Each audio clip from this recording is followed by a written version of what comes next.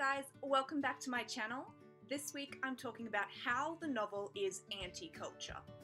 Okay, so I love Zadie Smith, not just for her writing, but for her outspoken and thought-provoking opinions.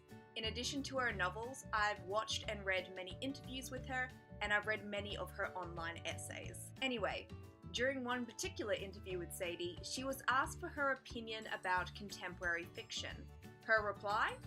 The novel is anti-culture, a description I utterly love. But then I pretty much love anything that's anti-mainstream culture. Zadie went on to explain that as a culture, we have been trained to consume content quickly. Social media, soundbite news, and the dropping of a whole season of your favorite TV show rather than waiting for weekly episodes are just a few examples. I've often blogged about our tendency to whip out our phones the moment we are faced with a pause in action, standing at the traffic lights, waiting in line at the grocery store, or in the waiting room at your local GP. My God, people, take a book! The point is, some studies show that our attention spans are shrinking. One survey conducted by Microsoft showed that our attention spans were akin to goldfish. Well, if that headline isn't clickbait worthy, I don't know what is.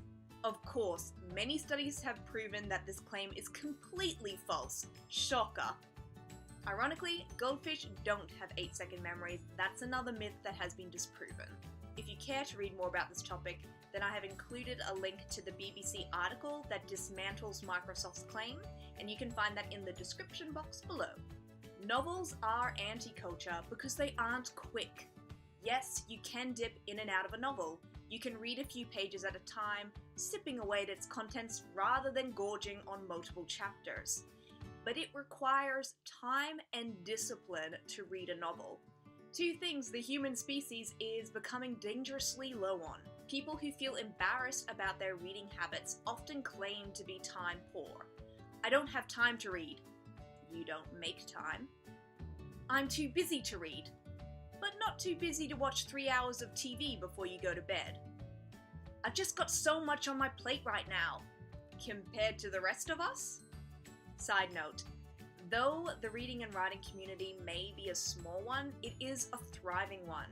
Independent bookstores experienced a steady decline between 1991 and 2009, only to have a massive, for us, resurgence within the last few years.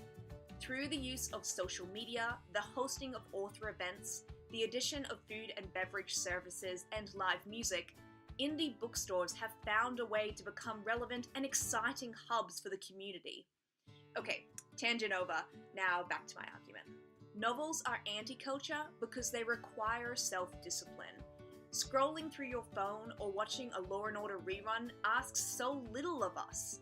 You are not required to be present during these exchanges. Reading is different because you are co-creating the experience.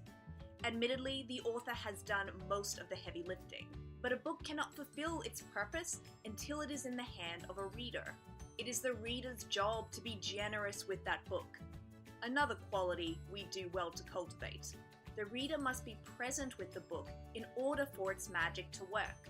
And storytelling is a kind of magic, as the words on the page transport us to different times and worlds. They make us imagine people that aren't real, and they make us care about whether or not these imagined people get what they want. Novels are anti-culture because they encourage us to develop empathy. They show us that we are more alike than we are different.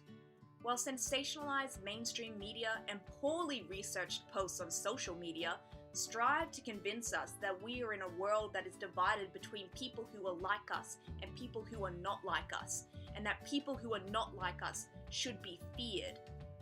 Literature reminds us that the world is not that simplistic. Literature peels away the Halloween mask to reveal the truth. Most people are more alike than they are different. Novels are anti-culture because they encourage us to think.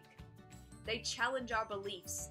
They present us with new knowledge, and they encourage us to read between the lines. Novels are deep. Okay, not all novels are deep. Even the latest bestseller will have layers. The story is never just the story. On a surface level, you may learn how a different culture operates, how a different industry runs, how World War I started, or how we willingly repeated this event 21 years later. Beneath this educational layer lies the heart of the story.